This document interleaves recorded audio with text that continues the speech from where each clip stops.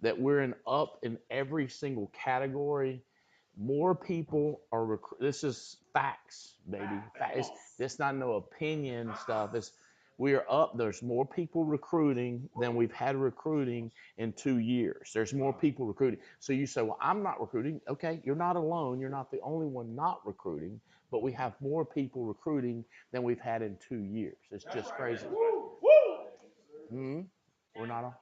Now we're live. We were not live, but now I'm live. Hey, y'all can clap for me now. What up? What up? All right. So we live, y'all. Somebody, oh, here we go. Yeah, Tracy Lavelle. Hey. All right, a couple people text me, so I know we're live. Just send me a text if you have my cell phone. We're live. We see you. We know you're there. Okay. All right. I'm not getting texts, so it makes me wonder if we're live. You feel double check. Send me a text, friend. I feel like I'm not lonely. I'll say your name.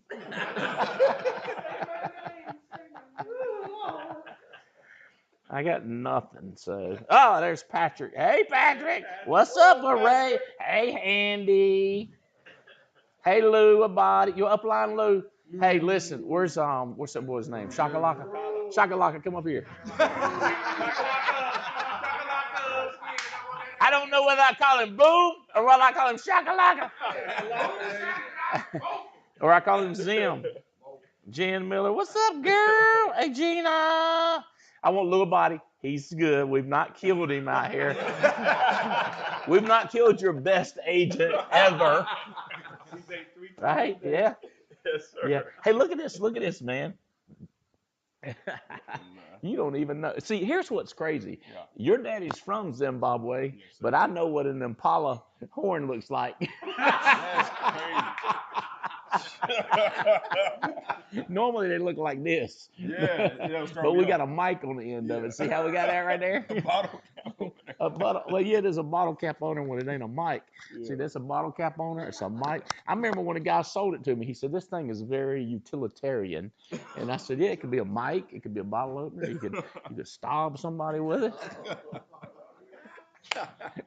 Hey, guys, listen. This is my new friend. I call him Zim. But tell him what your real name is, Drew. And just tell him, like, look, what's been going on. See, well, I'm so excited. I can't even hardly talk. So just kind of give him an idea of what's been going on out here. We're out at our cabin, Albright Leadership Cabin. We got some key people out here. Everything good?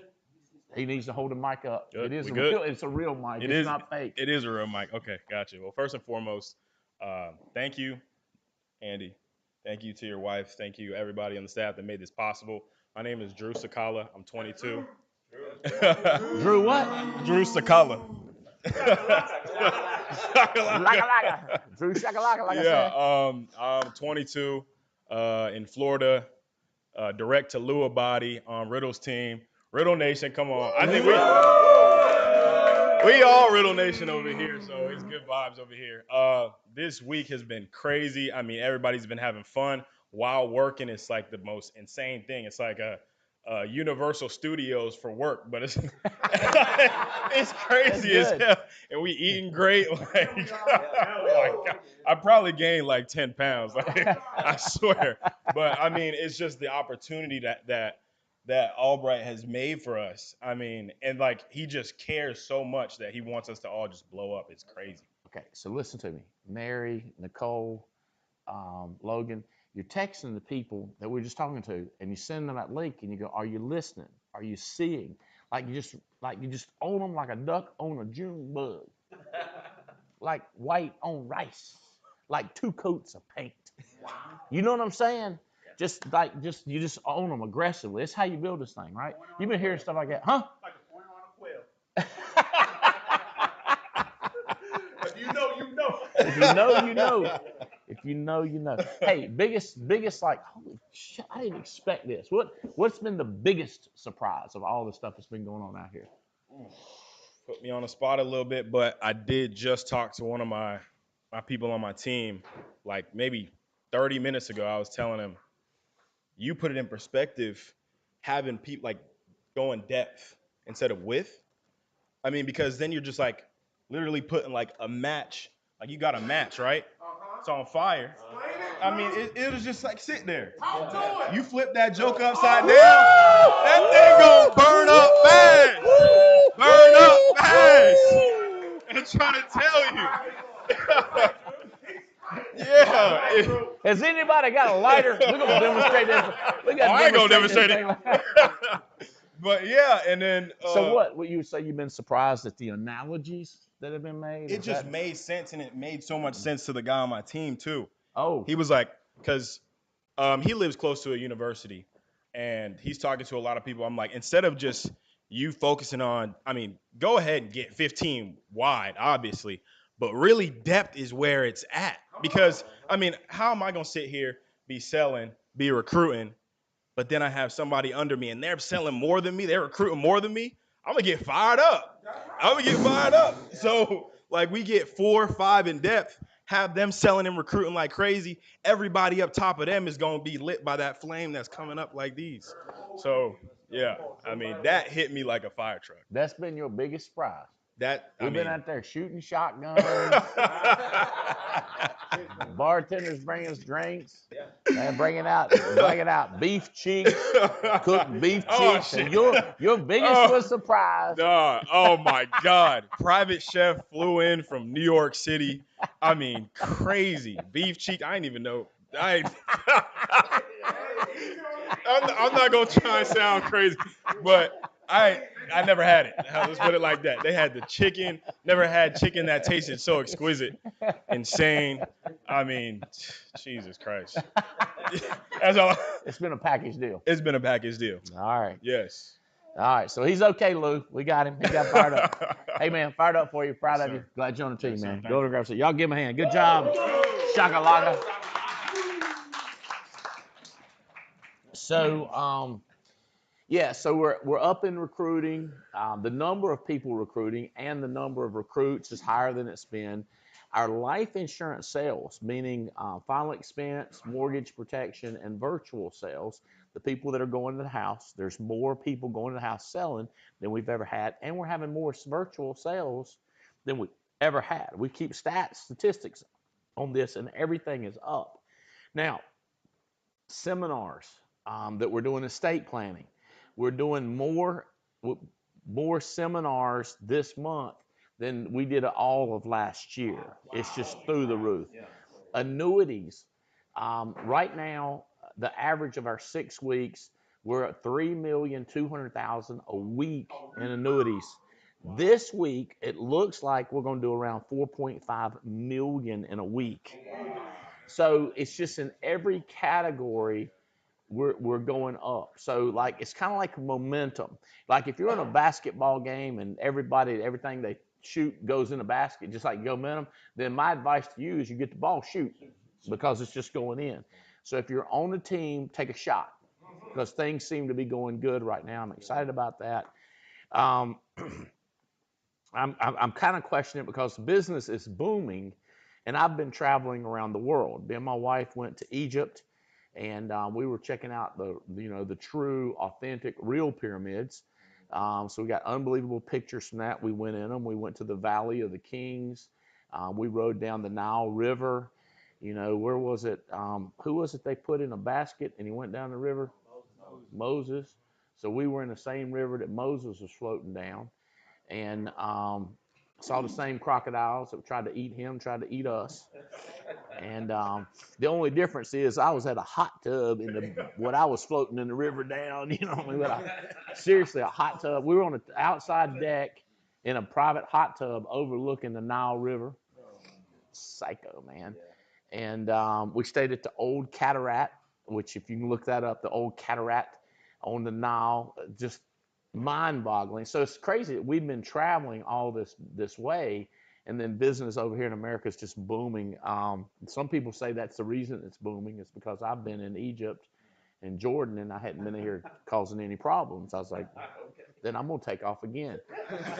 And then we went to Jordan. So when Moses was chit-chatting with the Pharaoh and explaining to him how that his boys need to get the hell out of there, the Israelites, so that boy's got to go. He did a path to take them to the promised land. And so we kind of did that path. We were at the Mount Moab. And Moab is where Moses first saw the promised land. So we could see the promised land from Moab, but we didn't go to the promised land either. We kind of like him. We didn't get to go neither. And hey, you know what's funny? Is the reason he didn't go is because there's a big people were there, and he's like, I ain't going there. You know what I mean? Well, we didn't go either because there's a war going on.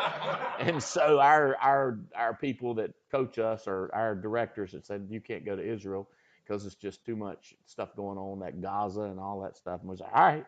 So we just did Egypt, we did Jordan, but to hang out in Moab or on that mount where Moses was, and like I get emotional, like just stand right there where he's standing, looking out. There's the Dead Sea, and there's Israel, and it's just like, oh my God.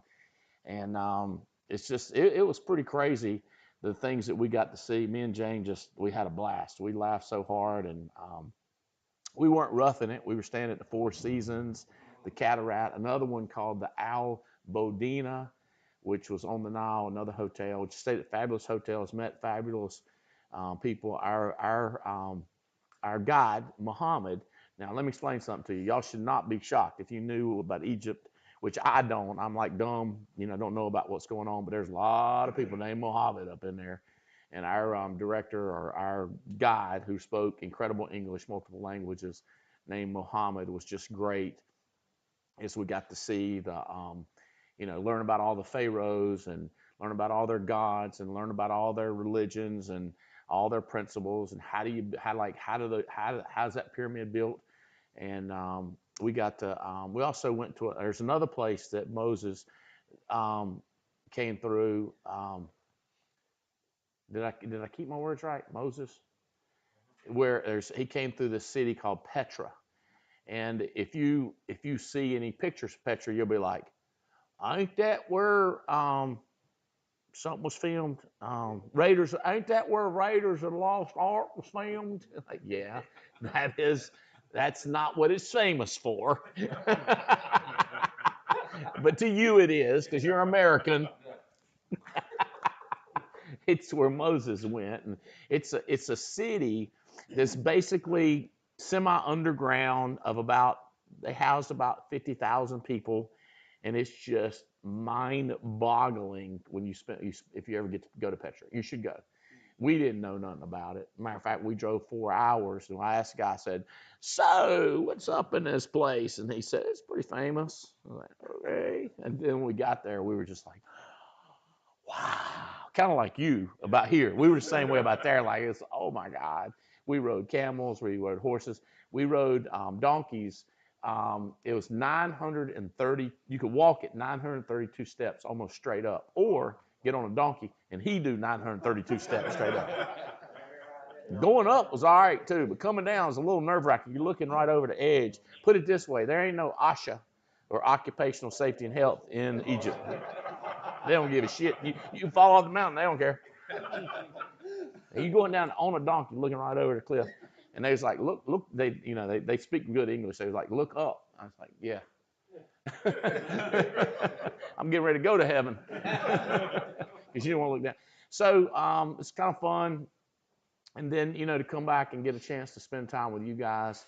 Well, I actually didn't come back and spend time. I came back for a couple of days, and then me and Spencer went over to Turkey, the country of Turkey, which is not too far from Egypt. Another little, it's dead. I didn't know this, but it's dead in the center. Turkey is dead in the center of Europe and Asia, and it's got the Middle Eastern flair, all the Islam religions and everything. And so where we did hunting for the ibex, and got to tour another place that I've never seen in my life called Cappadocia.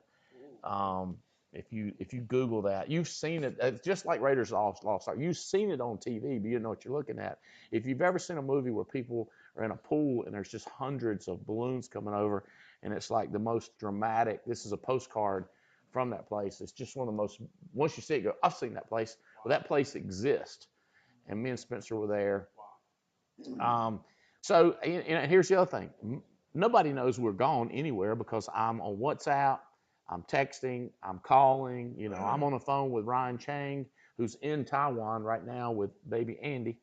And and Tatiana. So he's trying to get her back to America. I think he's coming back. And, so you can't tell I'm not working because I'm working. I guess I'm building virtually. Like we have these people selling virtual. I'm building virtual. Although this is a hands-on, in-person building right here. So I'm just excited about everything's going on. I want to tell y'all something that's my place. Somebody's asked me where's my favorite places in the world. This cabin, this area is one of my favorite places in the world. But I find it impossible to be out here and not drink a beer and relax. So I got these Heineken Zeros. Oh yeah, I like that. So ain't no alcohol up in here, but it sure do taste good. But this is no branding right here. But if we put it in the Albright Leadership mug, then we have the branding going on. So, guys, I'm glad y'all plugged in. I hope this is helpful in what we're going to share with you. Let me tell you high level. Here's what we're shooting for. We want to deliver to you things that make your life so much easier. Less confusion, less battles, less strife, less frustration, less bounce checks. Okay? We want to reduce that. And what we want to do is create a dream life that other people are envious of. So this is also part of the Asia information where I'm just hand this right back there to Mary. This is similar to the place that we stayed, but not. It's close. So I want to show you how to create this dream life. I have a group of people that I have a WhatsApp group. It's called the 5 Puzzles of Life. Yeah. We had a lot of people that bought this book. This book is out of print. We bought every one in circulation that we could find. We bought every single one of them. And then we gave them to people and said, hey, read this. We think this will change your life. And then they gave us $100. Okay, so, and then we put them in this WhatsApp. And so that we could keep talking about how do you create this dream life? Because most people you talk to in America, they're struggling. I just talked to a young man. Hopefully he's listening. Making a low salary. He might think it's high salary. I think it's low salary. And he's got 5 kids and he's married and his wife don't work. He's trying to take care of those kids. And I want to tell him how it's easy. I know it sounds controversial when I say it's easy to $250,000. I just want to. Stefan, I want to preface this with it's easy to be broke and it's easy to make $250,000. It's no harder to make $250,000 than it is to be broke as hell. But you have to do different things that are easy. Here, you do different things that are easy. Here, you do things that are easy. So, and people say, it's hard up here. I go, it'll be hard for me to do this because I know how frustrating it is and I don't ever want to go back to being frustrated and broke. I like having it easy. So it's hard in some people's mind, the things that I describe. Matter of fact, I wrote a book called The 8 Steps to Success, and I guarantee people 6-figure income. And everything in it is so easy anybody could do it. And I guarantee you can make $100,000 easy. But people don't do the 8 steps and they can't figure out why it don't work. And they're down here and they want to blame my book. And I go, you're not doing the easy stuff. And they go, I do it sometimes. And I go, that's not the way it works. Because when you sometimes ain't doing this, you're sometimes doing this. And if you're doing half of this and half of this, you end up about right here, which is the middle of nowhere. You ain't good, you ain't bad, you're just frustrated and annoyed. So our goal is to share with you some of the things that are easy to do to help you to make $250,000. Drew already shared with you is when you hire somebody, you want to hire somebody underneath them and you want to hire somebody underneath them. That's very easy to do. It's also easy to hire like this. In other words, just hire this person direct to you, hire this person direct to you. That's easy too. I tell you something easy to do is not recruit anybody. That's easy too. And some people say that's easier, and I go, no, I don't think so. I don't think it's any easier because like what you'll have to do is you'll be talking to your friends and your mama and your cousin. We're just talking to new people.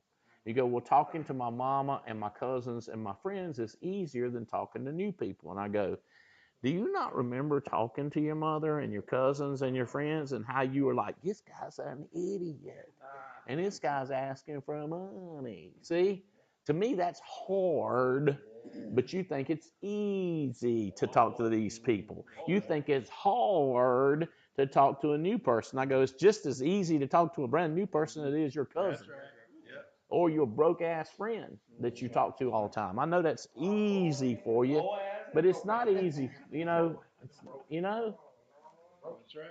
it's just your choice. So we want to try to show you what that is like. So I mentioned Sebastian, but I don't see. Are you Sebastian? Stefan, if you would, let me have this chair right here, and then you figure out a different strategy. Are you young? You can stand up. That's what my daddy always. I remember Daddy say stuff like that when I was young. He'd be like, "You young, stand up. It'll be all right."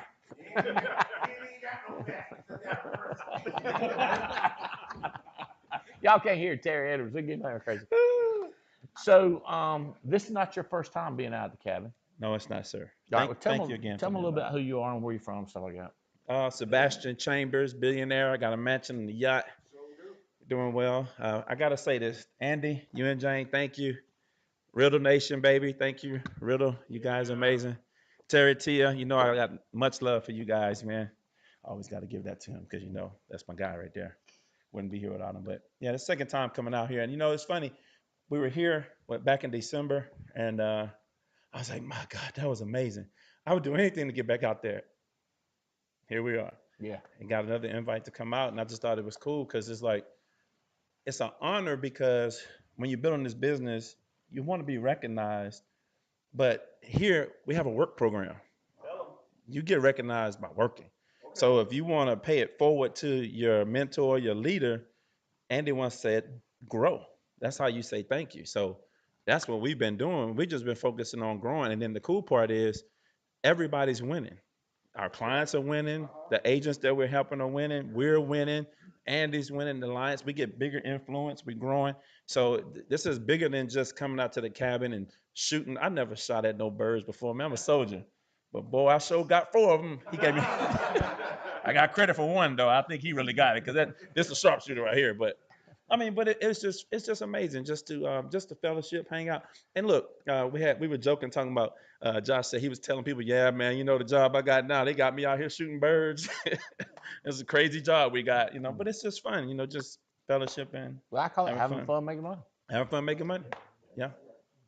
And hopefully with you guys, we're making a difference. Yeah. We're not just having fun making money, but we're making a difference, changing life for the better. So one of the things, if you're not recruiting and you're talking to your cousin or your mother, your uncle, or your friends that make about the same amount of money as you, so that's hard for me to talk to the people that are making the same amount of money as me. I want to talk to people making more money than me or want to make my kind of money. I don't want to talk to this.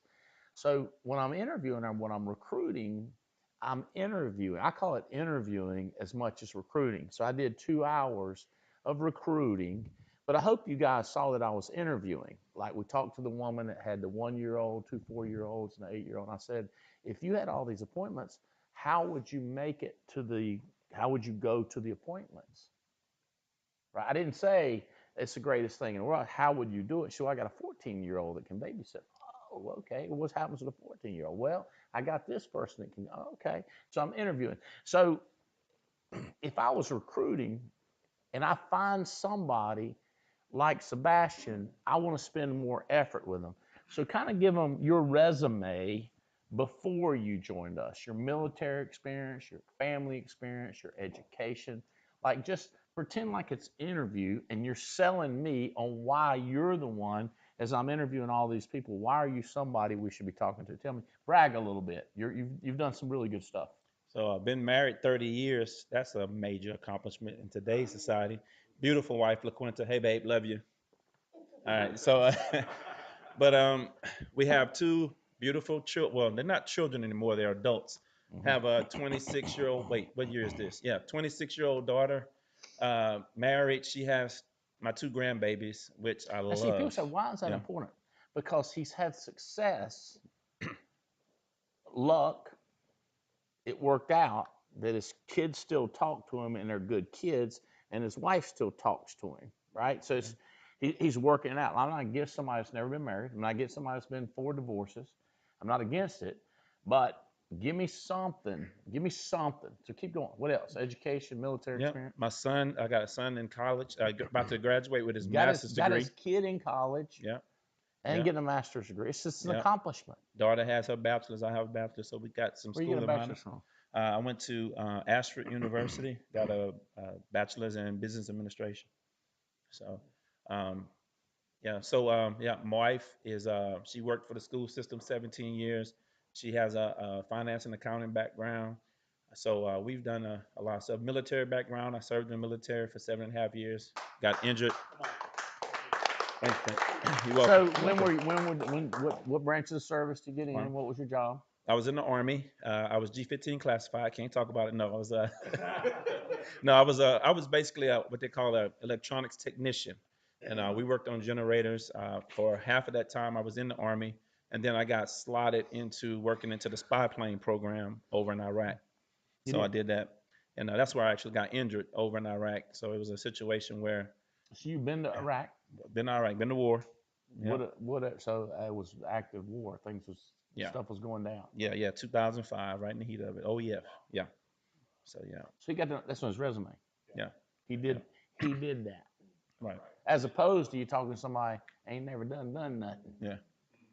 Yeah. You got a choice between somebody ain't never done nothing or somebody done that. You got to pick that person.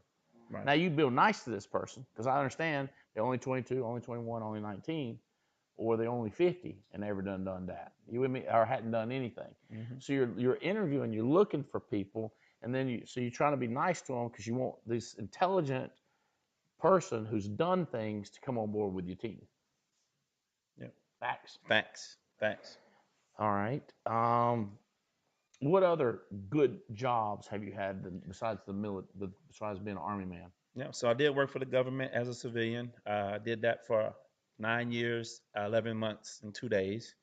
I say that all the time because civilian workers know that means I walked away from a 10-year retirement, like really? 30 days shy. Yeah, it was the best 30 days of my life, though. You know, I'm still alive. I haven't had a stroke, none of that stuff, right? So, but back in 2021, it was just real intense.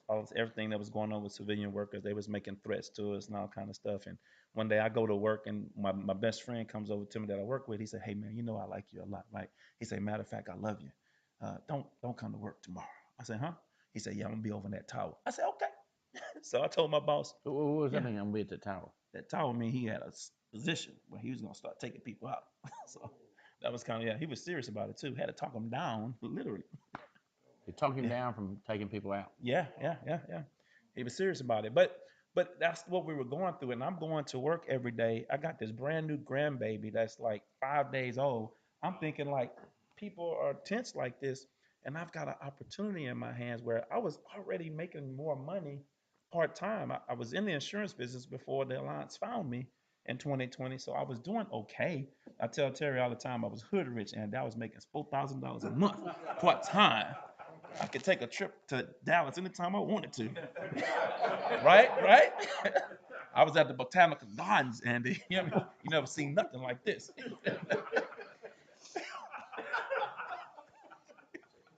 Facts.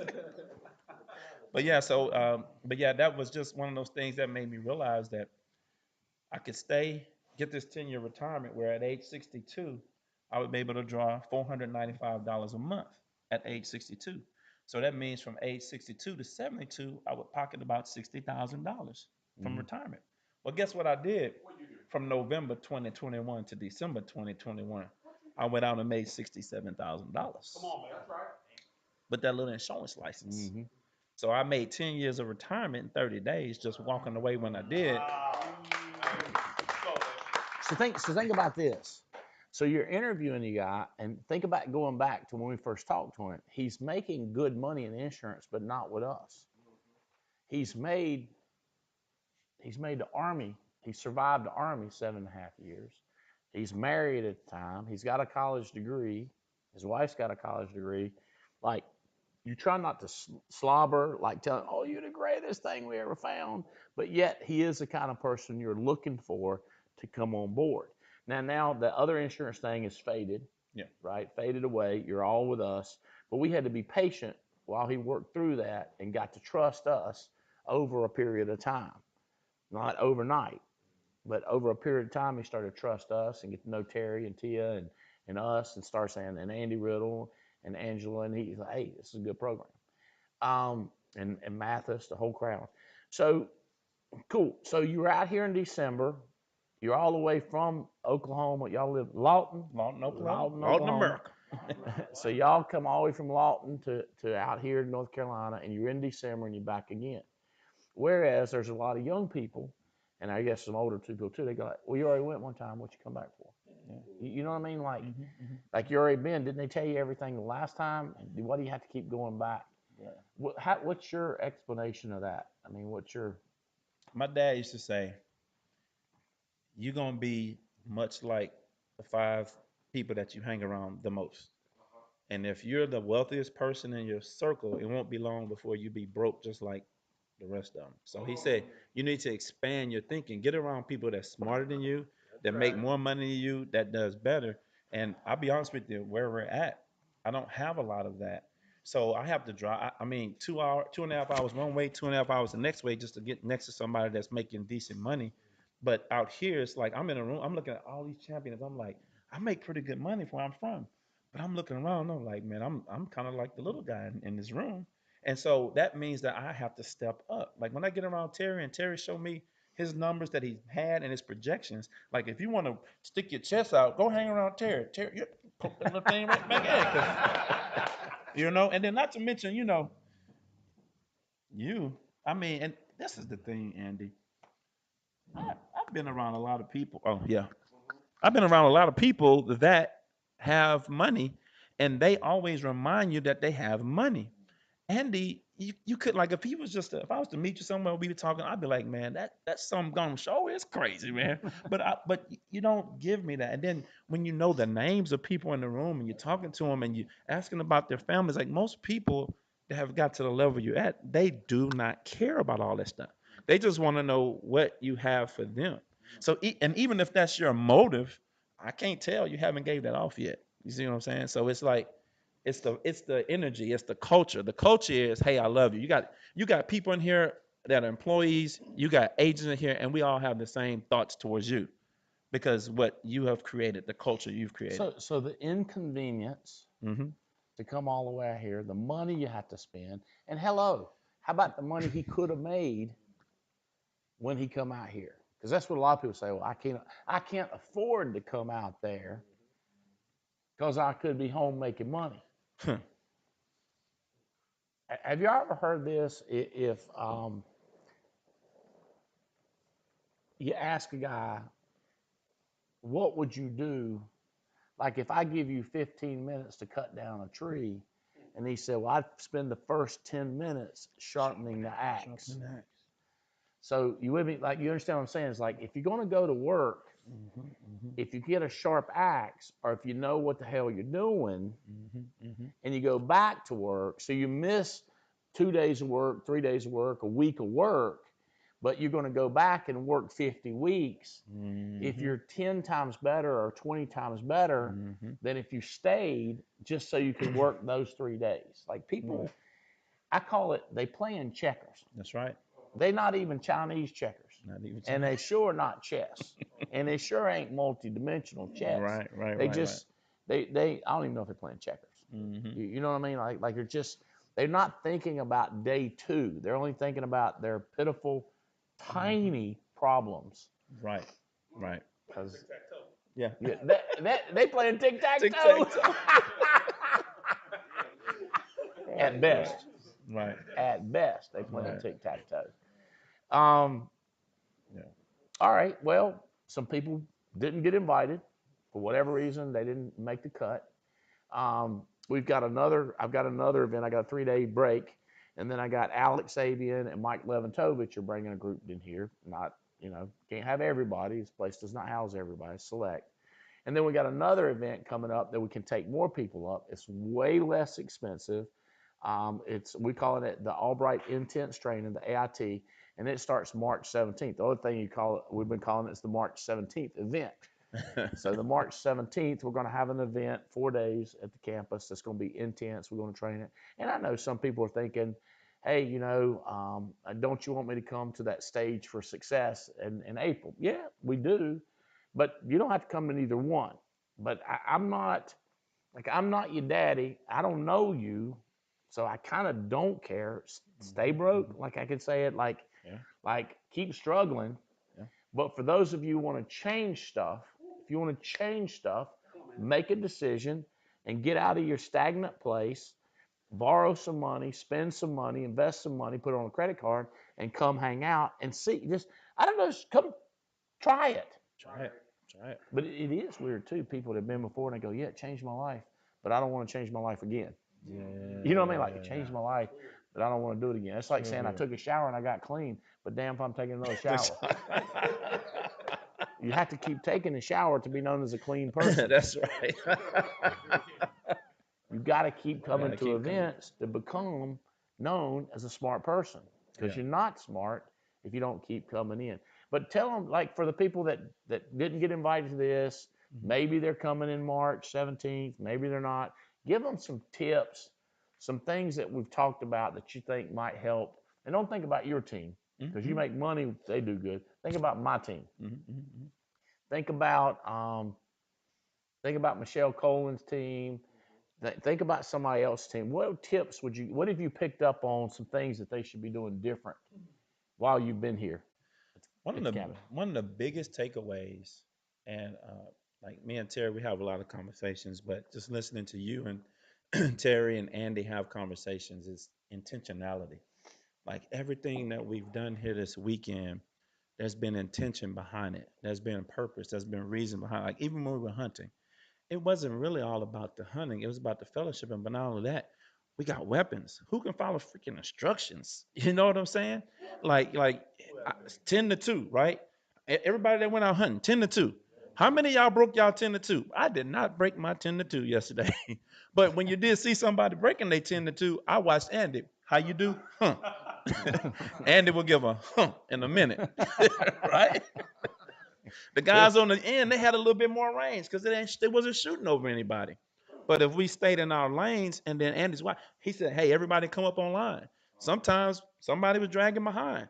You look around and everybody's online, but the one guy, you like, you Riri. Oh, can we say Riri? Yeah. You Riri, get up here, So Executive order has been signed.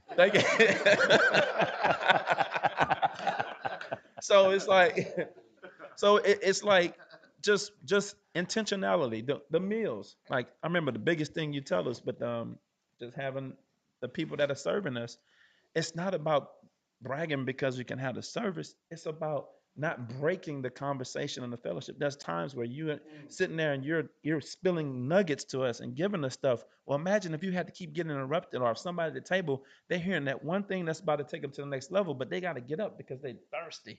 But you got people handing them food and drinks, and now we can stay engaged, and we don't have these broken moments, because you know how bad. I don't know about you. If I'm talking about this or somebody, squirrel, that's me. Yeah, yeah. Right? Same way. So yeah, so just the intentionality. So the intentionality, prior planning prevents poor performance. Right. Thinking ahead. I mean, did y'all notice something? We've had an insane storm here in North Carolina, tornadoes. It's been raining cats and dogs. It's been psycho here. But we were planning on going shooting, but we planned something different that was very productive because we knew it was going to rain. Right. I like people like, no, it rained. Well, did you do something productive? No, we didn't, because it rained. Like, did you not see the weather forecast? Yeah. Yeah. Did you not plan an alternative, productive thing during this time of your life? Like, yeah, intentionality. I like that. Yeah. That's good. So you saw a lot of that. Private bartender. Yeah. Private chef come in. Yeah. Think about having that at your house or having your friends over. Yes, that part. Yeah, growing out. Like I told Andy the other day, we were talking about. He was sharing some pictures in the group with their trip with him and Jane, and I was like, every time he shares something, it makes me realize I think I'm thinking about some big things, and then Andy kicks it up another level, like, and then sitting down talking with Riddle. Riddle's telling me about the trip. I can share this, right? Yeah. Andy's telling me there's things that you can do to make sure that you enjoy your trip. There's things that you can do outside of, like, if you just take 5 seconds to just think about what can I do to make this moment special, and then take that action. So we can. It's always another level to it. I'm tired of, like, all my life I kept thinking I arrived, and I arrived, and we don't arrive. It's a journey. Like, and you keep pulling us and stretching us, So that right there, just the intentionality, the constant growth. Coming out here one time, the last time I came out here in December, when I got back, we wrote another 250,000 in annuities just from what we learned from what Chris and his team came out and shared, and some things about the estate planning that was shared. Was able to take that back and just increase. So what I thought I would have missed out on by not being home selling, we made up 10 times that when we got back home. You know what I'm saying? So I couldn't afford to miss it. You know what I'm saying? Missing it would have cost me more money. You know what I'm saying? Because that was right in the middle. Y'all know how I am.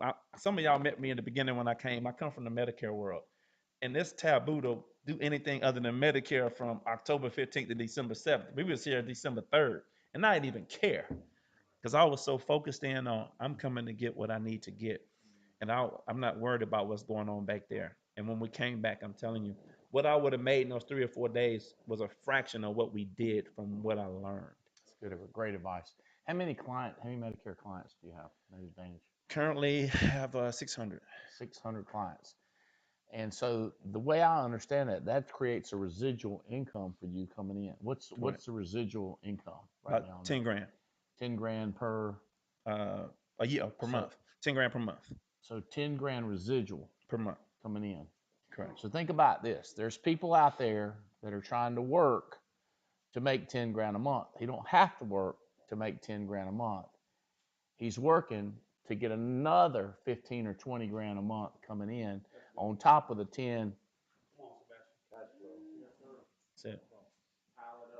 You're 22 years old. Like, well, I didn't know stuff like this existed. Yeah. You didn't either, did you? Not at all. Not at all. I was gonna be a manager at McDonald's. Because that's Bojangles. Yeah, that's when the big bucks rolled in, Andy. Like, it just don't occur to you like that. And here's another thing. In the normal work world, if you said to somebody, let's say you work in the cubicle side, hey, how much they paying you? We can't talk about pay. Yeah.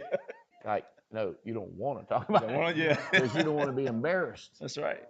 But we talk about it here because it's a goal, which you can get to. Like, that's for real. Yeah. You know what I mean? You don't want to recant. No. Change your land. We're going to fact check you on this thing. You're good. Hey. I send the receipts all the time, so Terry, keep me in check. He say, don't be fudging them numbers now. Tell the truth. Don't be up there about it. Yeah. That's right. That's right. I'm going to say this. People ask, like, how do you stay on this and not go here? The prize. It's just that simple. It's just the prize. I want to win. I want the prize. It's not that I don't look down. It's that I keep looking up. Because I can't. I just like, I want that. I want that. I want that. You know? I want to do stuff. I always want to do stuff. I want to buy stuff. Yeah. Yes. Spend money on my wife, on my kids, on my friends, on me. I want stuff. I can't. I don't know. The prize is what keeps me going. I don't know what your prize is, but my prize keeps me going. I just, like, I'm after the gold ring. I'm after that. And people say, like, well, you're gonna get tired. Matter of fact, this is an older friend of mine. He's like, all right, you need to slow down. And I was like, yeah, I don't know, man. Maybe one day, but right now I'm still chasing the prize. Yeah, yeah. I still like going and doing. Yeah, yeah. You know, Still like going. I'll say something else kind of weird to y'all. We were in Turkey, and the guy said, I said, so tell me about Kazakhstan. And he said, Marco Polo? Is that what you're thinking about? I go, yeah, think about Marco Polo. Do y'all know what Marco Polo is? Just look it up. It's an animal. And Kazakhstan. And he says, I'm friends with the president's son. Because normally you got to drive 20 hours to get to where the Marco Polos are. This is a hunt. I ain't driving 20 hours. I mean, you know, and especially I know the roads ain't as good in Kazakhstan, you know. And he said, but if friends, my the president's son has access to his helicopter, and we can do that same in 2.5 hours in his presidential helicopter. Now we're talking. Now we're talking. I mean, stuff like that, like I never heard of that in my life. You might not neither. But you know, I'm just like, I don't know, it's kind of crazy. And I got more. But the next step I tell you might be too much for you. I don't know if you can handle it. But like just chat GPT or Google it, the Marco Polo in Kazakhstan, you know. And by the way, my son's right now looking at making fun of me the way I say, so he ain't saying it right.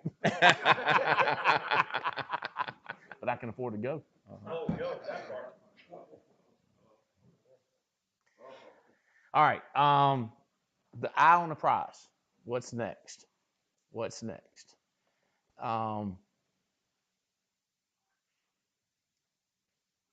Didn't Clay? You've been to Iceland, right? You and Jazz.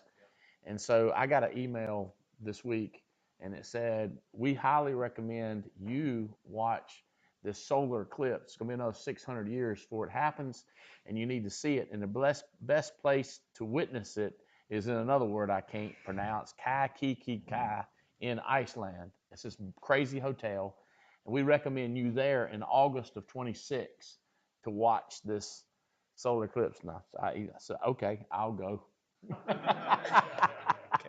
So I told Jan, I said, hey, you want to go see the solar eclipse next August in Iceland, in this city?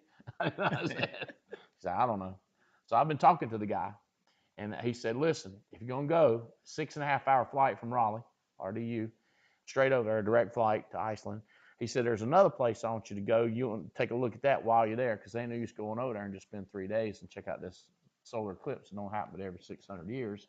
And you get to hang out in this beautiful city and this beautiful hotel. I recommend another place you go to. Send me all that. Just send it. I want to do it. Yeah. And if you go like, well, I don't want to do it. I just want to sit here at my house, in my apartment, in my condo, and you know, I get it. I envy you that you can be that content. I made a guy, I kind of feel bad about this. I told a guy, I said, you have reached new levels of contentment that I've never seen in my life. I felt bad about it after I said it to him, but I want to congratulate you. You have reached new levels of content. I might have been kind of jealous. He don't need for anything. He don't want anything. He don't desire anything. He don't want to write a check. He don't want to put his name on a football field or name on a building. He don't want to cure cancer and give them $1 million. He don't want to support a presidential candidate and give them $1 million. He don't want nothing. He just lifts up some weights and sets it down and smokes his little cigarette. You know, what do you call them? Yeah. What do you call them things? Vape. His little vape. And talk to his friends, sit around and bullshit about how rich people are mean, and you know what I mean? I get a new level of contentment achieved, you know, as opposed to me shooting for that prize and keep fighting. Right. You know, I don't know which one's better. I don't know. To me, it's easier fighting for the prize and keep going. Right. To me, it's easier in a Four Seasons. To me, it's easier in first class. To me, it's easier, you know, business class. It just seems easier. So is this easier or that easier? I think they're about the same easy, but you get to pick what you're going to do the rest of your life. Okay. All right, brother. What else? What other? This. So you've been before in December. This time, any surprises this time? Yeah. Again, just with the intentionality and just staying focused and being where your feet are, being in the moment, like just sitting at the table and instead of being on your phone, putting your phone down. Like I was using my phone, and this is something that I think tricks people. We'll say, "Oh, I'm just taking notes in my phone," but then somebody send you that message, and what do? Click, open it. Now you're answering the message. You went from taking notes in your phone to not answering the message to responding to this, and it don't went from the intention of why you're there. So I've been opening my notebook and taking my phone and putting it face down, so that even if it goes off, I'm not distracted by it and writing down my thoughts and now talking. You know what I'm saying? Because like it's the perception too. Like the other day, Terry was talking to me. I had my phone taking notes, and I literally was taking notes. And you know what Terry told me? He said, "You need to put that phone down when I'm talking." And I thought to myself, you know what? I said that's smart because it's perception. Yeah. Even though I was taking notes, he don't know what I was doing, but it gives him. I'm trying to get coaching from him, and he's thinking this joker not listening. Well, Yeah. put the phone down, get a notepad. There's no distinction what I'm doing. You can't text on paper. You know Just what I'm saying? intentional. It's intentional. So the note taking, be a little bit more intentional with it, and you're not distracted. So that was like one of my big takeaways today, just being in that moment, focusing, listening to what's going on. You know. You got some action items you ready to implement when you get back? Yes. Some new stuff? Serious action items. Invest more? Yes. Schedule meetings? Schedule meetings. Getting my appointments for my my recruiting and interviewing tightened up a little bit. Something that Terry sat down and reviewed with me, and just helping then helping the team too, because I got to help my team realize the same. Just tighten it up a little bit. Get our shot groups tightened up so we can hit that target a little bit more in the center. Proud of you, man. Thank you, Glad sir. you're on the team. Thank you, sir. You're this is the kind of person we're looking for. Thank you, bro. Hey, I want Kai to come up here because it's a little different. It's a little new. I don't know Kai that much. I'm taking a chance, Kai. I don't know you. Don't mess it up. On the other hand, it's your life. So, I've seen your name. Tell them, say your name, how it shows up on the leaderboard. What is it? My real name Kakaya Williams, but you can just call me Kaya. I think it shows up as Kaya on the leaderboard. So Kaya shows up, or Kakaya. I'm not sure which one it shows up, but you go by Kai, just like K-I. K-A-I-Y-A. K-I, K-A-Y. K-A-I. K-A-I. Y-A. And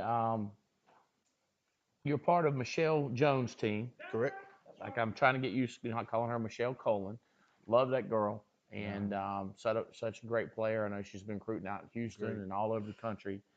And that's, I think we met in Houston the first time. Mm-hmm. Houston. All right, so we got people looking from all over the country, and they're thinking about coming to the March 17th. They're thinking about coming cabin if they ever get a shot. Got the stage of success. They're like you were, year and a half, 2 years ago, skeptical, wondering if we're legit, wondering if we're authentic, right? Right. And that what you were thinking? Like these guys full of dookie or what? I ain't think that. But A year ago. I was doing my research. You was doing your research. And I'm here now. So what that tell you? Well, you must have found something good. Oh yeah. So what's like kind of what would you relay to these folks? What's your thinking? What have you seen since you've been around kind of, hour after hour after hour around us, not just seeing us for a 15-minute interview or an hour seminar, but just around us. What's your thinking? Leadership, lots of leadership, family, camaraderie. I was in the Marine Corps, so I'm big on camaraderie. Work hard, play hard. One of the things in the Marine Corps, I have a fear of missing out. I missed one of the Christmas parties one time. My sergeant got on to me, and I wanted to go, but I just backed out at the last minute, and he got on me. And from that point, I felt like I was missing out. I was letting the team down, because we work hard. And he said, Williams, it's not just that you're looking at this like a Christmas party that you don't want to show up, because it's not that big, but you in the field with these guys, you in the trenches with these guys. So if you're going to be in the trenches in the field with these guys, you need to be partnering with these guys. So I feel like work hard, play hard, don't miss the opportunity. They tell you when your upline say you go to a hot spot, go. Because you're going to go there and get something that's going to keep coming, That's right. So keep coming, keep going, keep the faith, don't give up, and get at it. I like that. How long were you in the Marines? 4 years. 4 years. Mm-hmm. And what age did you start in the Marines? 19. 19. What was your thinking joining the Marines? Did you have that kind of attitude, or did you get that kind of attitude in the Marines? I always had that because I come from a hard-working, motivational parents. The Marine Corps just perfected my hard work, my drive, my compassion to do things. So Your philosophy, like talk about the five puzzles of life, your philosophy on people that don't have it. Like you said you got 7 different people writing business. 7 unique writers. And not all of them are as disciplined as you. Not all of them have FOMO like you do, fear of missing out. And they're willing to skip big events. They don't feel like they need to sacrifice as much as you do. So I kind of need you to forget about your team for a minute, but just think about my people out there like that. Is your philosophy, do we try to educate them and try to explain to them how important it is they come to events? Or do we just, I don't know, give up on them and find somebody that's a Marine, find a Ranger, find an Army guy, find an engineer, find the people that want it? What's your kind of thinking about these people? Can we change them? Can we make a difference in them? I What's know your how I thought philosophy? before I came to this cabin. I know how I think now. I would say keep going, um, lead by example, keep telling them, and then trying to find some depth in them. Find somebody that they brought in and fire them up, that'll fire them up to get there. And when they go back telling them about all the things that they came and got, they're gonna get like, I missed out, so I need to catch the next event. I think They you don't got want to it, be bro. passed up. I think you're right. I appreciate it. Nice to everybody. Don't give up on them, but try to find somebody that's already got it. Somebody that's already got that drive, somebody already got that determination. They understand the importance of getting around people. They've been told before that if you keep hanging around the people you hanging around, you always going to be like them. So they understand if they go get around a higher level person, they're going to change. So finding people that already know this, but don't give up on the ones that don't know this. Just kind of keep praying for them, coaching them, telling them about the event coming up March 17th. But if they're, I don't know, don't be offended, but if they're dumb on it, if they're unaware of how important it is to come March 17th, don't be mean to them. Might even give them a little hug. You know what I'm saying? Like, you're a good person. I care about you. In your mind, you're thinking, but if you was a Marine, if you was an engineer, if you was a Ranger, you would know already. I wouldn't have to coerce you. I wouldn't have to bribe you. I wouldn't have to browbeat you. Is that the word? Browbeat you. These people having a hard time with my words. We talking about it was raining like a cow pee-peeing on a big old flat rock. They didn't even know what that was. Browbeat you. I thought browbeat you was a normal thing. You just tell them the same damn thing over and over again. That's browbeating. I don't know what that means really. But you just beating them up with common sense, and it's unaffected by their common sense. They still got reasons. I call it Billy Goat reasoning. You say, well, you need to come March 17th, and they go, but. Matter of fact, y'all ain't said nothing about my goats up there. I took y'all. Oh, yeah. I took them. He's got some gangster goats. Them llamas, they get in your face. They try to provoke you. They try to look you eye to eye, provoke you to look them in the eye so they can spit on you. Like, nah. You ever been provoked by a llama? No, but I cuddled with a goat. But one of the things I really got is what Sebastian told me the other night. You know, he said, Kaya, you celebrate the people that show up, and you celebrate them so hard that you really ain't even noticed the people that you told to come wasn't there. And when you celebrate the people that showed up so hard, they gonna go back and tell the other people that, man, I got celebrated so hard. It's probably motivate them to come and get celebrated. Well, we're excited you're on the team. So I appreciate it. We think you've now been identified as one of the leaders, one of the constellations, one of the bright stars that are coming out. And we're looking for you to come on, bring on some more bright stars as you're sifting through your people. And if y'all on Kai's team, I just encourage you to step up, be more of a leader, make better decisions, make bigger commitments, take more chances with your life. Follow this man, follow Michelle, Let's grab it and growl. Let's kill this Let's thing. go. You did good, man. Thank you, Appreciate bro. Excited about you, man. Yes, sir. Excited about you. Appreciate you serving. Andy Riddle, can you come up here? Go, baby. Woo! Look at her. Riddle Nation. Riddle Nation. Riddle Nation.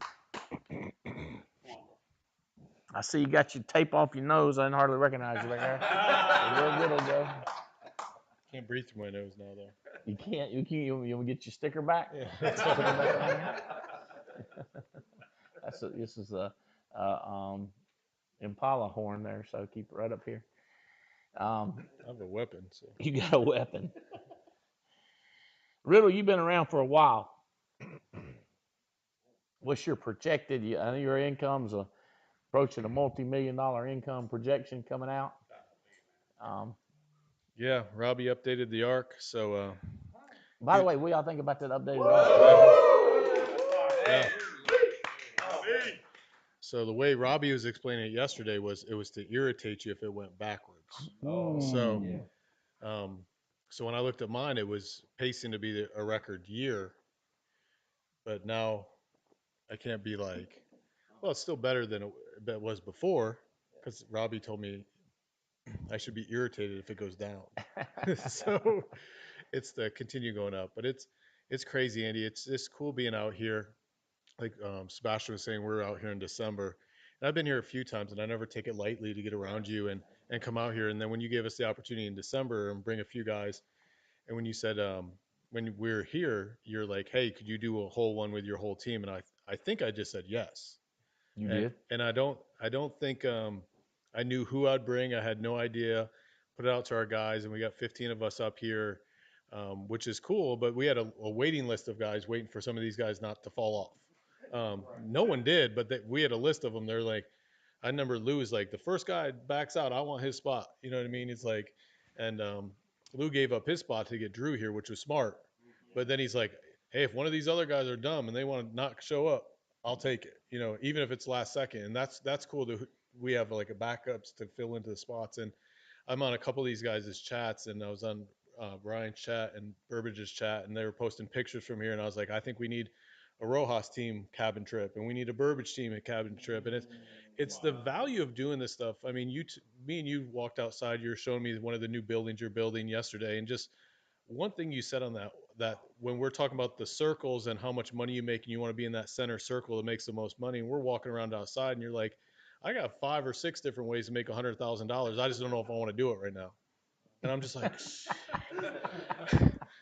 like, I'm thinking to myself, I'm in my center circle really good. And then you say a comment like that, I'm like, crap, I need bigger the circle. So it's like, and just little things being around you and hanging out and just watching you is valuable too. It's not just the trainings and the stuff that you say, just watching you move and the things that you do and the staying busy and the way you just value everything and the way you go about it. It's just really cool to be around it. And I've seen it for years, and now I got 15 guys here experience it for 3 days. And it's like the value of you, this beautiful property, but more you, is how often do I get to get 15 guys around a billionaire and watch what he does for 3 days and learn from him for 3 days? The value of that, the value for me over the years of being around you has been amazing, but to multiply it and be able to bring a team of guys around it, and now maybe get an opportunity to have these guys have their teams come around and get around it. It's just unbelievable. And it's kind of the pyramid. How do you make the pyramid bigger, and how do you multiply that pyramid, and giving us the opportunity to do it. So thank you so much for letting us be out here, but more importantly, thank you so much for letting them be around you and learning from you. So this is all your team. Every single person I've been hanging out with, somewhere in your hierarchy, right? How many different legs are represented? We have 5 different legs here, and that's one of the things too. One of my criteria is when I was looking at who to bring, because we had a list of guys who wanted to come. Position matters, you know what I mean? And Terry got the most. Position mattered. First leg, you know what I mean? Second leg had this, and but I watch you when you do things, when you at your conferences. It's like I always feel at the conferences I should have more guys on stage. But then I watch how you do it, and you're like, position, and how you're working in your group, and how you want to bring develops new stars and get guys to develop and learn to do different things. So when I was picking my group out here, I was like, position matters, but there's different legs that I need to develop stars in and get those stars to come out. So that's more important, so I was looking at my drawing and where I could grab stuff and where I could get different things. Now, my fifth leg didn't get as many guys as Terry got, but they got someone here. And that's important too. Just Terry may have had someone that may have been maybe ranked higher on a chart or ranked there, but it's more important to have that continuing growth and width as well as you develop the depth. So it's just things I pick up on watching you, and I try to do them the way I try to think more like you. And then a couple times I text you back and forth, and I was like, "Hey, does this make sense?" And you're like, "Bro, it's whatever you want." And I'm like, "Oh, that's not the answer. I want some coaching." It's like, so I got to dig again, dig another question. But it's and getting them around you though, and watching the guys lean into you, being around that table. Me and Terry were picking on Brian because we're up till like 2 a.m. Just the three of us talk, me, you, and Terry last night. And Brian's like, "Wait, I thought he went to bed." He's like, "No, he did not." So fun stuff. It's been amazing. So you think about it, Kai. You have where do you get? So you have you usually got 7 people writing business. Well, congrats. Let's say you hired 7 people. Congrats. Let's say 7 people. Congrats. So it's just kind of elevating. First, 200 people. Well, then you got 7 people in your business. Then you get 20 people in your business, but then you get 7 of them writing business. Well, the next thing is, how many people do you get that bought a ticket to the next big convention, to the stage for success? And then the next question, we talked about this, is how many people on your team bought a ticket immediately without you having to browbeat them, without you having to beat them over the head, without you having to tell them to it?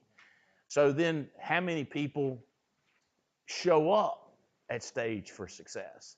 And then how many people are willing to do extra and come to the cabin and hang out? How many people come to the March 17th? And so here's the first thing you need to understand. You want to do it. You want to be successful. You make the decision to come March 17th, training session. I can't come. My mama's dying. My dog is sick. My kitty cat this. My uncle, I got this. Okay. Stage for success. That convention. Are you coming to that? So the first thing you do is you get committed yourself, and then you hire a bunch of people. You talk to a bunch until you find one other person who's committed too. Now there's 2 committed people. So now you're starting to build a team by just tossing it out there, and you're coaching this.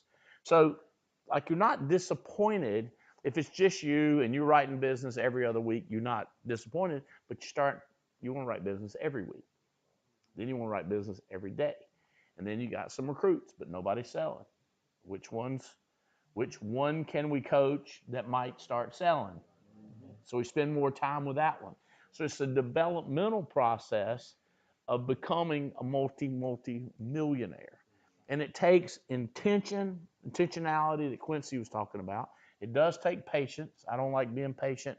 The way I don't like patience is all the people that are not doing what I want, I try to give them this right here a lot.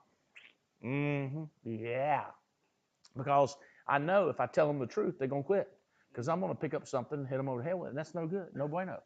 But while I'm nice to them, I can turn around to somebody like you or somebody like you or somebody like you that wants to know the truth. And now I can hit you with the crazy urgency that I have because you want it. Where I don't hit the other people with this crazy urgency. If I just try, you don't want them to quit. So just try to be nice to them while you're finding the people that will just grab it and growl, take it and run. All right, so you're big on just relentless and just staying after it. So what would be, talk to my base shop. Because your base shop, they don't want to hear from you. Talk to my base shop about being relentless. Like, I'm just going to stand back and just let you, just talk to my people, man. I work with them, Mr. Riddle. Well, it was years ago. I read a book called Relentless, and it was something that I had known, and the way I was, and when I was an athlete, that's the way I was. I would look for whatever advantage, do whatever I had to do, stay up, be the first one to practice, last one to leave, do whatever I had to do because I wanted to be that guy, that wanted to be the player. And then I remember sending you a copy of the book, and when you read it, you called me back and you like, you can still be that way in this. And I was like, huh? I can be like that? And you're like, yeah, you can be that guy. And I was like, okay, that's the guy I want to be, but I thought I had to conform, fit this and fit that. And you gave me permission to go back into that roots as being, and just going after stuff. And when I say not caring, it's like I do stuff to further me in this business, to further get me around, to get around you and get crazy and do stuff. Like Sebastian was talking about taking himself out of the field and getting around this.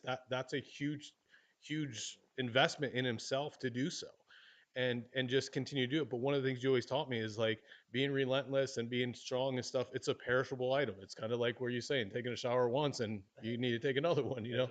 So it's constantly doing these things, and I'm just looking for every advantage I can to win, and whatever it takes. I mean, it's funny.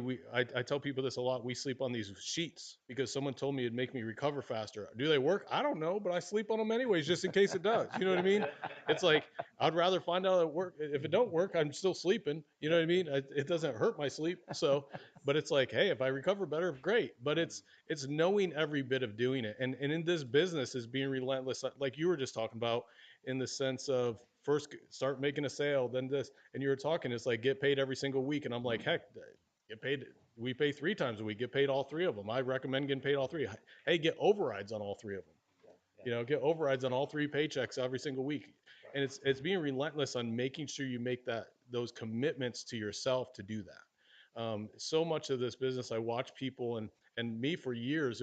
I would come to something like this, make a commitment, want to move forward, say I'm going to do this for my family, but then get back home and not do it. I remember we used to bring those jars in the room and like get the air and close it up. And then when you had one of those days where it was like, oh, it's a you take that jar out and just sniff that air and then put the cap on real quick so now all the air gets out of it. So you have that environment of this. So like in the cabin, it's like having that jar, like the environment for your base shop that's not here, but my base shop that's here. I'd be like, get a jar of the air in the cabin. So when you get home 2 weeks from now and you're like, I don't want to dial, I don't want to do this, take a sniff of that air and then get back on the phones and just remember what this was, because you're doing these little things. You're sleeping on those magic sheets that I got, or sleeping on this to get to something much bigger. It's the process of going through hard stuff that's not really that hard, but in the moment it feels hard to get to much better lives.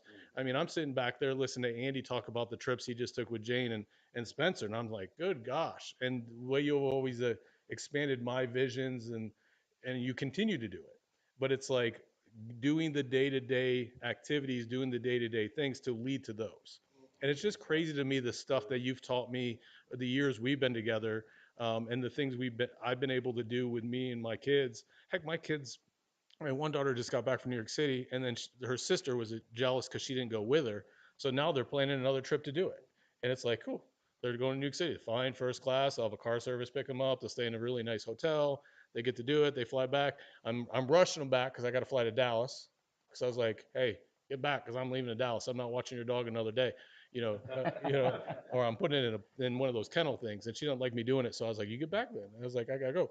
But it's those activities that you've taught and I watch you do, and that's changed my life. But then you're still putting that carrot out there to so much more, so much more. It's like not even close to being with the level that the things you get to do. And but I know I can do it, and I know if I just keep putting the work in and doing the mundane same things to build that. And then it's like we were walking around yesterday and you say I got 5 or 6 things I can make an extra 100,000 this year to do. I just won't want to do them. I'm like, shoot, I need to have that problem.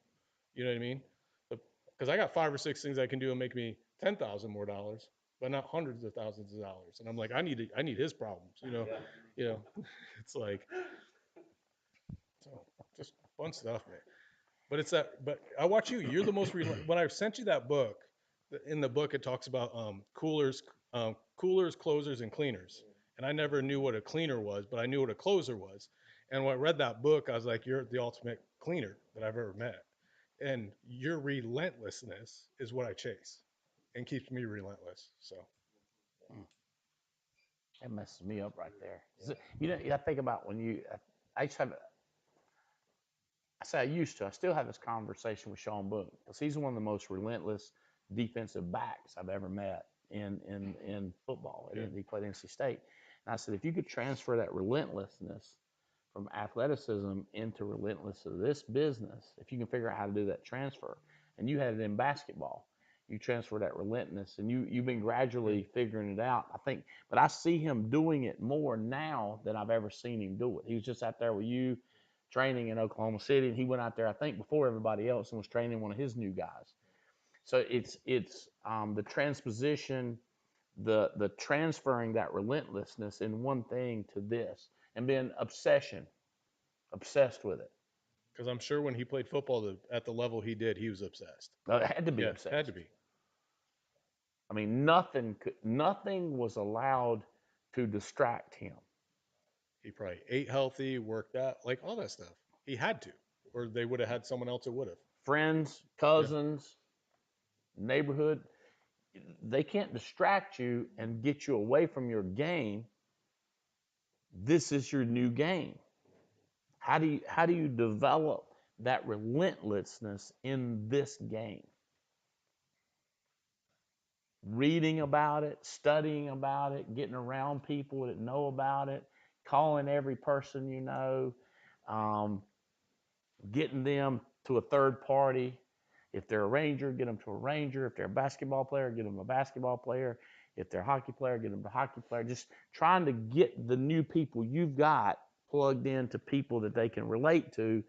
Any inch, any little thing you can do to make a difference in your business. And it was the same thing in sports. Yeah. Diving on the floor, even if the ball's going out of the bounds, just so the other team knows you're going to do it. So they don't want to get in your way. You know, anything, and that's what it was in sports. It was like any inch, any advantage, any push off, and you do this in that business. I was talking to Brian's team one day down in Tampa, and there was it was in a movie, but it was a coach in a movie. He was talking about he was coaching a team that wasn't very good in basketball, and he's like, to get good, every tip pass is 1 point, every turnover is 2 points. And I was telling Brian, I was like, as you're a salesperson, every referral is a tip. You get 10 ERSs, that's 10 tip passes. He goes, you get a bunch of tip passes, a bunch of turnovers, a bunch of this. All of a sudden, we're a really good team. You know, you may be a terrible salesperson, but you're doing the system. You're getting the ERSs, you're getting referrals on RX cards. You're asking about annuity monies. You're recruiting across the table. You may not be the best sales guy alive, but all of a sudden you start doing all those things. Next thing you know, you're pretty dang good because you're just putting numbers in your favor. And then you do that on the recruiting side. Like, you may not think you're the best recruiter in the world or the best builder, but it's like you start getting some tip pass, some turnovers, diving on the floor, doing these little things. Next thing you know, you're a pretty dang good recruiter. And it's that relentlessness of the little basic things, the little advantages that will give you in a game. There's those little advantages in everything we do too.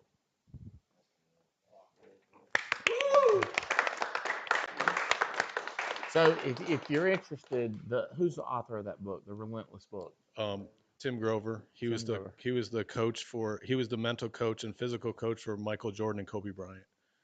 And the only reason those were his only two clients is both of them, Jordan paid him so much money that Grover asked Jordan if he could coach some other players that are asking about him. He says, I don't pay you to coach me. I pay you that much to not coach them. And then the only reason Jordan let him coach Kobe is after he retired, and Kobe did the same thing, paid him so much money that he wouldn't coach anybody else. That's cool. Chills, baby.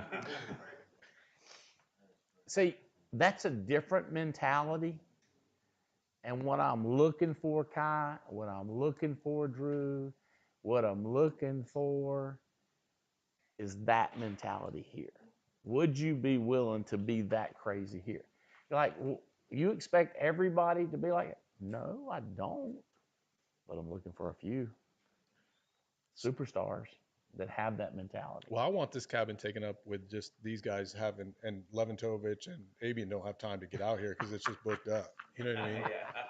I'm trying to get the coach to only talk to my guys. Intentionality,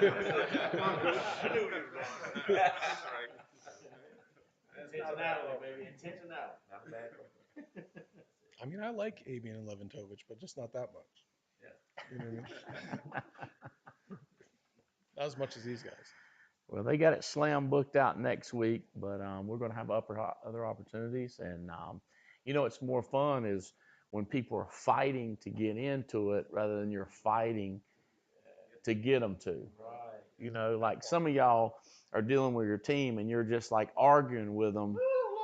You got to go to stage for success. Don't you understand? It'll be entertaining. You know what I mean? You're fighting with them as opposed to they fight to get there. But you're the coach. You're the coach. What does your team look for? My son, Spencer's big in ice hockey, and I've been to 1,000 games and I like watching it. But I like to see when somebody messes with the goalie, everybody else. Like some teams, you mess with their goalie, and they'll be like, "Don't mess with my goalie." Another team, you hit their goalie, and 3 guys are on your head beating you, trying to kill you with a stick. There's one thing if they tell you don't mess with my goalie. If it's another thing, they just jump on you with sticks and start beating you. And they get, penalties and points again. I don't care. They get all the points and penalties. Don't mess with my goalie. You know what I mean? Like that relentlessness of which team is psycho. And then other teams are just good teams. But some teams are psycho. And my question to you is, what are you trying to develop, Johnny? Are you trying to develop a bunch of mediocre people or a bunch of psychos? And so you tell your people, like, hey, guys, listen, we're going to be known as psychos, and this is what we're going to do. And if some of your players are like, some of your team's like, I think you're treating this a little bit too serious. You know what I'm saying? Like you're too serious about this. You're too committed to this. Well, my question is, what are they committed to? I think this is fun. I think it's fun as hell. And I know you can make millions and millions and millions of dollars. And I know it's unlimited income, unlimited fun. What are you going to commit it to? Yeah. We're just getting started. I know, it's crazy. And I've been doing this for years and still just getting started. I mean, when I was sitting there last night, you were telling me it's like, I think the last 30 days, we've had 125,000 deposited in the account, and you're like, why is that not 400? Wow. And it's I don't mean to be mean, but yeah. You were just telling me how much better it is and how things change. And it's like, and I've seen my income double in 90 days before in this business. So it's like, why can't I double it now? And then why can't I double it after that in the next 90 days? There's nothing holding. That's what the beauty of the business is. There's nothing holding it back from actually happening. Except what I do. You do not seem to have this unlimited and unbelievable amount of contentment that I do see in some other people. I think I've had it. I've just been around you a lot. I mean, you've brought it out in me. I think when I first started, you've showed me stuff that I didn't even know exists. So I mean, being around you's been vital. Y'all understand he was making $200,000 a year before he joined our company, and that was how many years ago was that? That was the first time I made 200,000 was probably 2004. 2004, he was making 200,000 a year. Wow. But he didn't like it. He didn't like the company. He didn't like the dictatorial. They weren't telling you could double your income either. No, and I didn't see anyone that was doing that either. Well, I appreciate you setting an example for my team and my guys. I'm excited. I'm glad that y'all maxed it out. And it was the easiest organization to fill up every spot. Everybody that said they were coming paid and showed up. There was no backing out. That's crazy stuff right there. We've had people that applied to the March 17th. They applied, and we looked at it and we go, yeah, they can come, and then they hadn't paid. You're like, they're not coming. I guess they just wanted to look committed. You know what I mean? But we still hope they figure it out. And if they're on your team, talk to them and try to help them figure it out, because it's going to be crazy. It's going to be intense. All right, brother. Thank you so much. We'll do it again soon. All right. Hey, Terry Edwards, come up here. Everybody's keep talking about Terry Edwards. Come on now.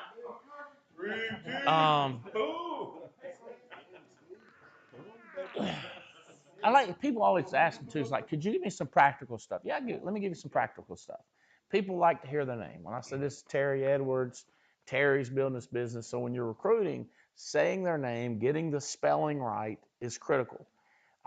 Not kidding you. We was in Turkey. We were in the largest bazaar in the world, largest sales place with close to 50,000 employees, and they were trying to sell us some expensive stuff. We bought some of it that I hadn't talked to y'all about. I hadn't talked about it, and but those salespeople were selling me and Spencer, and I was saying, take notes. Watch how many times they call. They had interesting accents, but they would call Spencer's name and my name. Andy and then Spencer. They just keep, and I told him, I said, count how many times they call your name. Because they know this is how they get $50,000 out of you. This is how they get $25,000. And they knew it. And they, hey, can I get you a drink? And they, hey, get him a drink. You know what I mean? Like they knew all the techniques. And I'm telling Spencer, pay attention. So these are some practical stuff. Say their name, get them in water, touch them. They'd reach out and hit your hand and say, hey, you know what I'm saying? You've seen watches like this, or you've seen ceramics like this. You've seen carpets like this, you know. And I'd be like, these guys are good. But that's I'm telling you the practical stuff, and I'm showing you the practical stuff. Hey, bro, you had a blast this time? Man, fired up, bro. I love it. Thank you so much for having us out here. And to have, Quincy out here. Quincy was like, man, I ain't been out here since Instant Thunder. And it's been a while since we had Instant Thunders, and Josh and Sebastian, and just being able to come out here and just chill out with the fellas for a couple of days has been amazing. Very, very, very rejuvenating. Let's go. So you got some big dreams. Talk about your dreams. You've been talking about getting some acreage. Yeah. Yeah. Place where you can spread out. Yeah. Yeah. I'm tired of the homeowners association. Getting letters talking about when your garage door is not in use, it should be in the closed position. Whoa. Yeah. Yeah. Yeah. It's crazy. It's crazy, man. So see, I love it. I can relate. He's got a house, beautiful property, beautiful house, beautiful yard, swimming pool, grilling area, but it ain't perfect, baby. That's right. That's right. And to me, like every time I come to the cabin, or even just get around people that's doing better than me, it humbles me because I'm like, wait a minute, there are people that are making. Okay, I'm just talking to me. I make more money than anybody in my family has ever made. So if I go around them, it's just like, right? Hey, Terry, Right? the But richest family member. yeah, but it's like when you come out here, and every time I pull up on Oakview Valley, I think that's the name of the road. Oakview Loop. Yeah. But it's like when you turn on the property and you just see the rolling hills, you see the llamas and the goats and the new building coming up. You see the waterfalls and the island with the A, and it's just like, so wait a minute. There are people that think they got it going on just because they are making more money than anybody in their family. Right. It like kind of like puts it in perspective. Like, why we tripping over a quarter of an acre, and this joker, one of his homes is on 200 acres. Yeah. This ain't no influencer. Tia Land did a great job talking about marketing on social media, where we ain't trying to go viral. I want my bank account to be going viral. You know what I'm saying? I don't care nothing about the likes and the shares, right? I want some of them integrity shares. Y'all tracking what I'm putting down? So, and it's like, it's nothing wrong. Some people say, oh, you're a male chauvinist. But it's nothing wrong with a man wanting to be a man.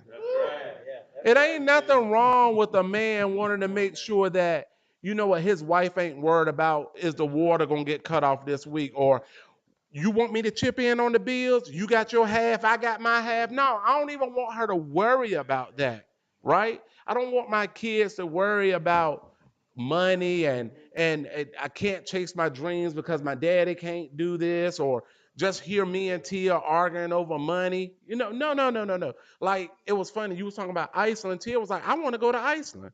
I'm like, oh, okay, when? Like, to me, like, having some sense of pride about yourself. It gets me every time I hear Ed Mallette talk about when you look at a family and they are happy and prosperous. At one time, they wasn't until the one showed up that said, you know what, come hell or high water, The I'm one. going to change the destiny of my family. Right? There's a sense of obligation and responsibility that, you know what, if I don't get it right, it's going to be mass casualties because I didn't do what I supposed to do with the opportunity that was afforded to us. And this opportunity, it don't matter if you got a GED, a master's degree, or a player hating degree. If you put in the freaking work, you can get it done. What is it like? You know what I'm saying? To be able to inspire a Josh Parker and say, you know what, bro, this is the way we supposed to live. This Instagram is that's for show. Like, we are supposed to be kings and queens, and we got an opportunity where if you put in the work, you can make this thing happen. I don't care if you're black, white, Chinese, probably the same, it's probably on the political correct, Asian or whatever, but it doesn't, like, outwork it. You know what I'm saying? And people think that the winners don't have problems. Oh, we got problems, baby. Well, I was recruiting a lady the other day. She was a black lady. The black lady told the black man that she don't like black men. So I was like, well, baby, I'm out. Ain't nothing I can do to help you. Hey, and some people be like, well, Terry, you shouldn't give up on people. I ain't giving up on people, but she got problems that I can't solve. I got to give her up to God. You know what I'm saying? I ain't qualified. I am not qualified. And guess what? Like, this weekend, while we was here, we've been working. Yeah. Like, John Beverly and I was talking. I was like, John, you heard me talking to some people, man. Like, how would you respond to that? He was like, bro, you've been grinding. It's like, there is value in work. Everybody want it easy. I like I look at my daughter, my youngest girl, Taylor, and she was a COVID baby. So her first year of kindergarten was on Zoom. So there was a bunch of foundational stuff that she missed out on. So Taylor has had a struggle with reading comprehension. Okay?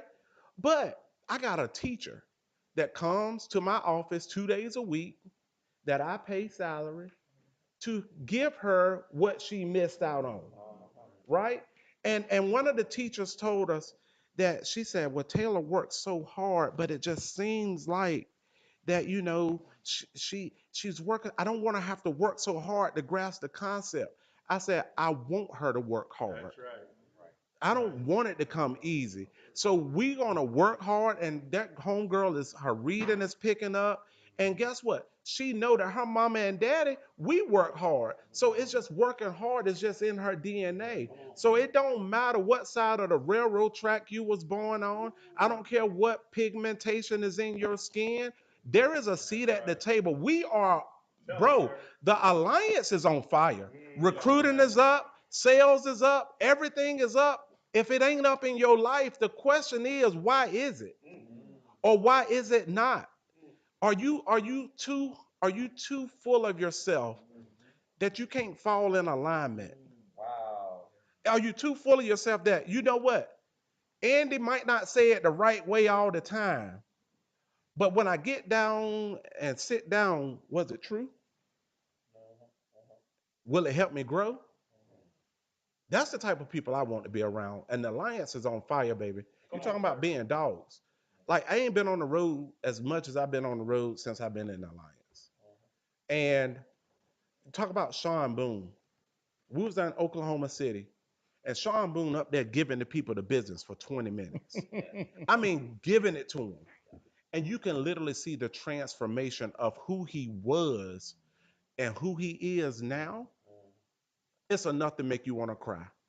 Because he said, you know what? I feel like a dog again. I feel like I got something that I'm fighting for. I got people that's dependent on me. I got a team that I got to set the example for. Like that means something. That means something, baby. So we're fired up, man. On the road from Charlotte the other night. Me and Brandon Manley, we was in Charlotte. We tried, we went and we did what we could do. But on the way home, we chatting, talking, and just laughing. He going back to Raleigh. I'm coming to Kernersville. And it's just like God just says, you know what? I can trust you. It don't matter what they do. What you gonna do? What you gonna do? I ain't no punk. The Alliance, we done been through some stuff. But let me tell you, we finna come into a whole nother season of blessings that this company ain't never seen. And Andy, this is what I see, baby. You seen the mountaintop. I don't know if you're gonna get there, but you're doing a damn good job explaining to us what it's gonna look like. And we're gonna do everything we can to make it come to happen. And if you don't see it, brother, if you don't get to see it, just know that we're gonna still be here marching and we're gonna get to the promised land. Right. We're gonna get there.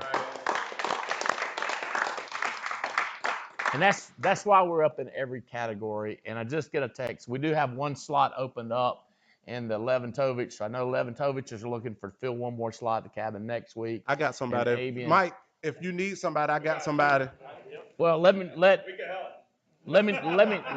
like seriously send me a text if you want to, or if you got a guy that wants to do it, we'll connect them and work out the logistics of it. Guys, we love you. Get back to work. We got stuff to hear. We got more training. We got more shooting. We got more fun to have. Our chefs coming in. So appreciate y'all plugging in. March 17th, if you're interested in that, contact President's Club, your manager, and then Stage for Success is going to be out of control. You got to be there 1st of April. All right, we love y'all. Got to go. Thank you, Woo-hoo. Thank you, Terry. Thank you. Who's up?